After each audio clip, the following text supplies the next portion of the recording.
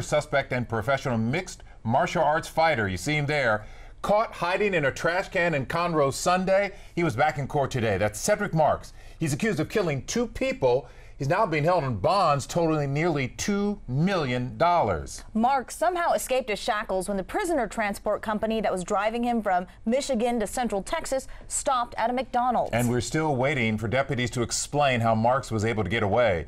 We have learned he has a long history of violence. We do have live team coverage on this story, which is making headlines nationwide. First, Stephanie Whitfield is here looking into his background. Steph. Guys, our affiliates all over the country have been following this story for weeks. It involves missing people, robbery, and assault. And the man who ties all these cases together is a professional mixed martial arts fighter. For 9 hours, the Houston area was on high alert. Law enforcement looking for an escaped double murder suspect and MMA fighter who went by the nickname Spider-Man. But who is Cedric Marks and how did he get here? Let's start in Oklahoma, 1992. Marks is convicted of attempted robbery with a firearm, serving 6 years in prison. Fast forward to 2008. Marks is found guilty of harassment in Seattle. Not long after, court records show he was in a nasty custody battle with his wife, April Peace. She was reported missing in Minnesota in 2009.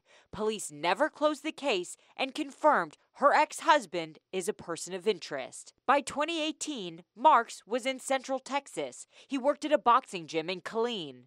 Court records show his ex-girlfriend, Jenna Scott, filed a protective order against him. She claimed he was a violent man who told her he'd killed before.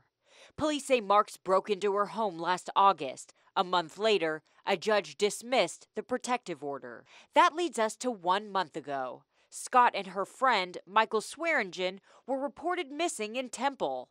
A week and a half later, their bodies were found in Oklahoma. Marks has now been charged with both murders. U.S. Marshals arrested the MMA fighter in Grand Rapids, Michigan.